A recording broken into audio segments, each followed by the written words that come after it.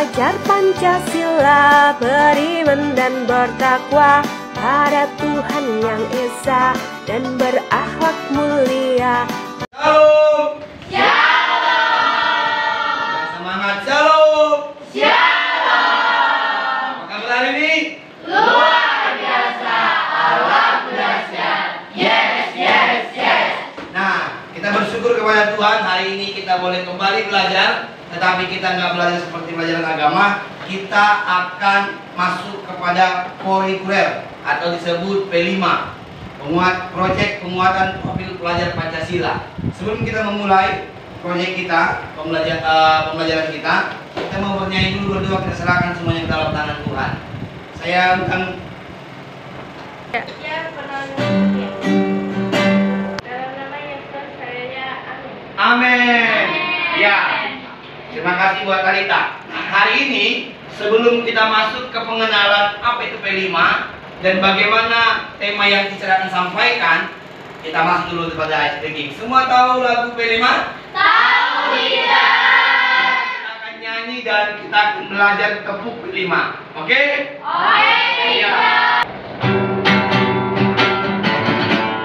Belajar Pancasila, beriman dan bertakwa pada Tuhan yang Esa dan berakhlak mulia, berkebinekaan global, gotong royong mandiri, kreatif dan bernalar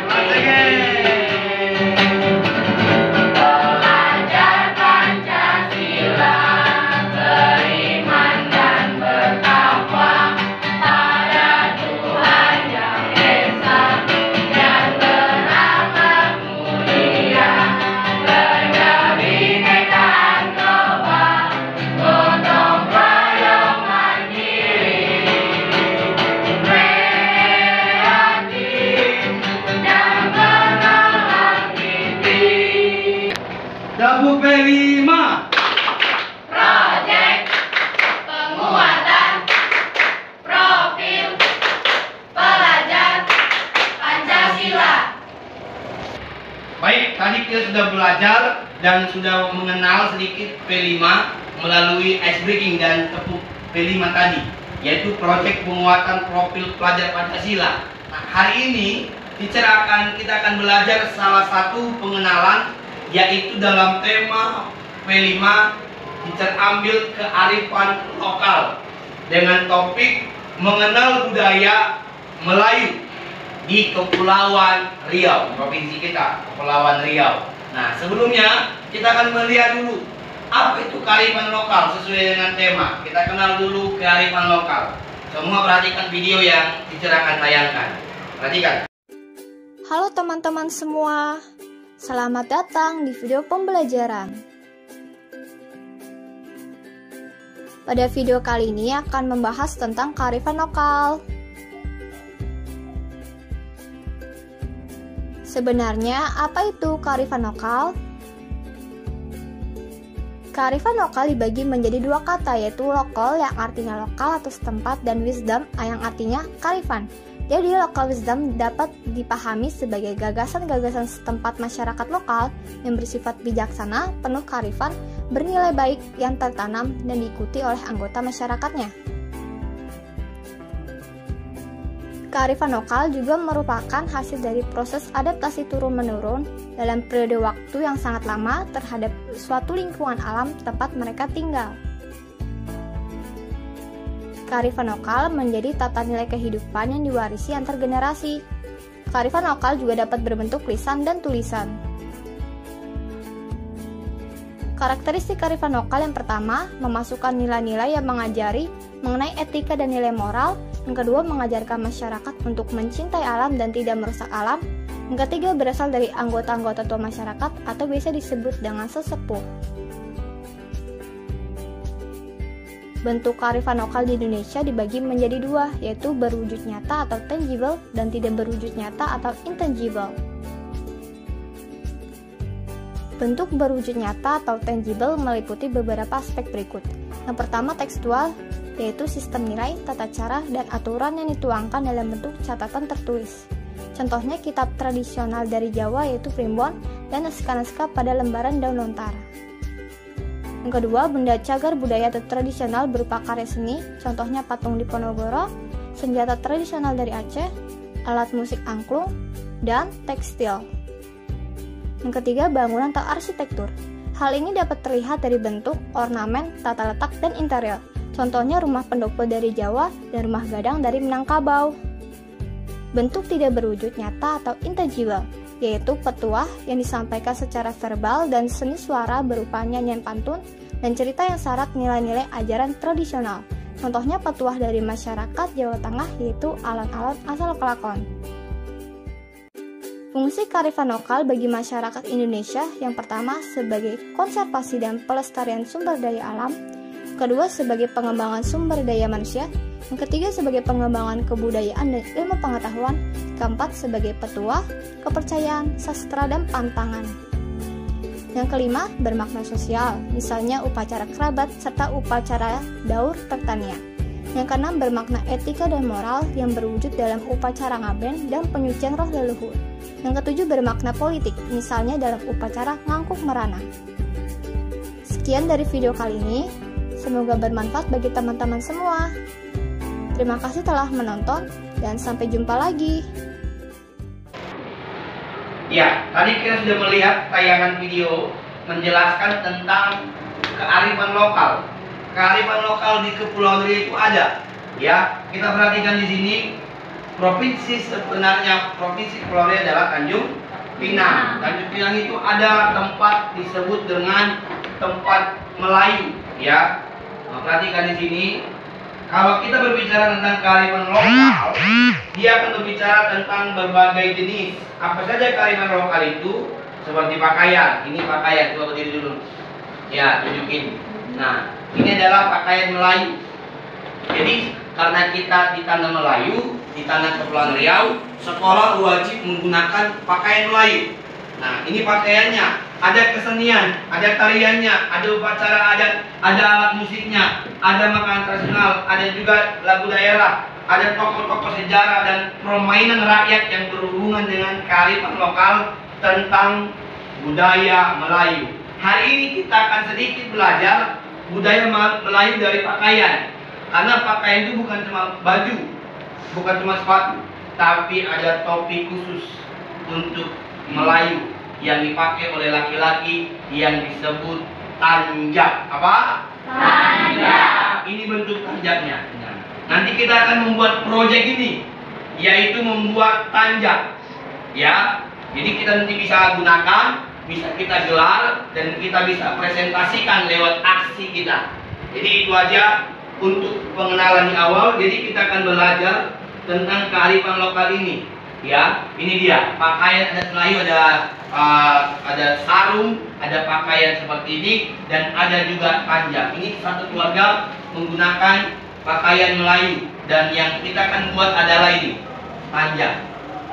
Ya, disebut tanjak. Sama-sama bilang 3, 2, ya. Tanjak. Nah, kita akan bagi kelompok, kita langsung ke pembuatannya supaya kita bisa langsung belajar proyeknya.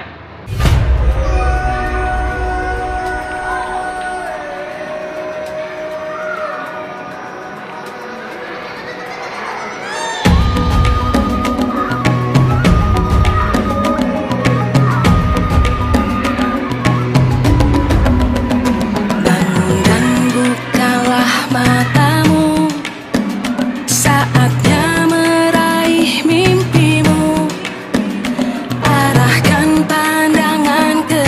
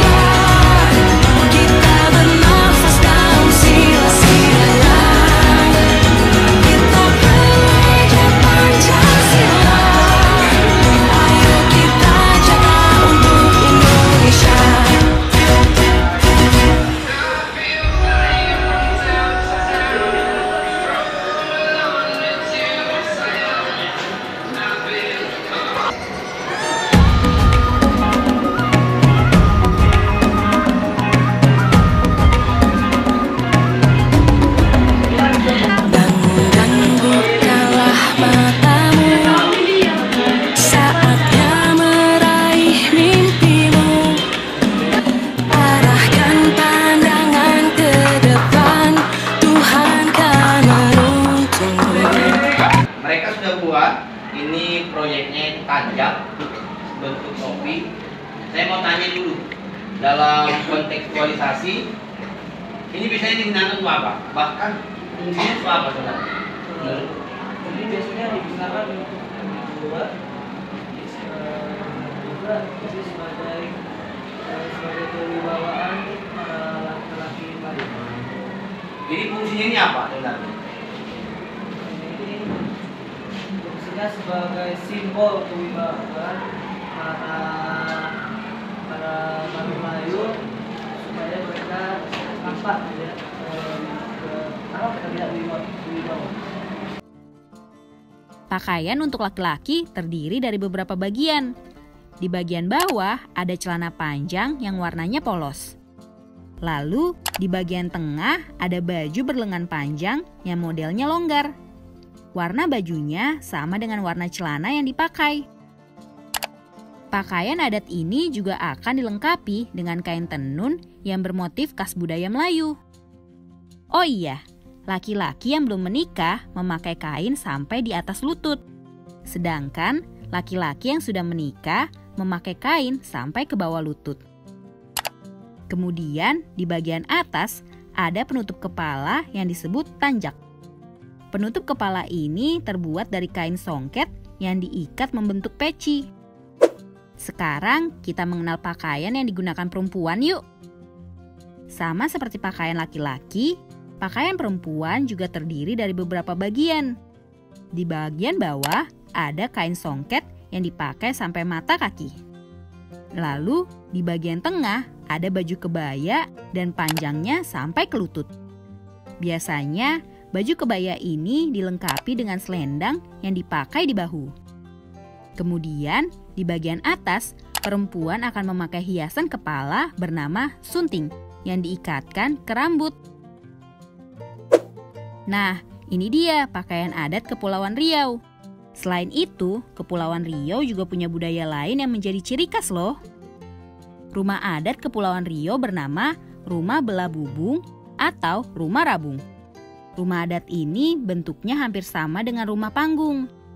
Ada juga lagu daerah yang terkenal dari Kepulauan Riau loh, seperti Pulau Bintan, Pak Ngah Balek, Keprimanise, Hang Tuah, dan masih banyak lagi.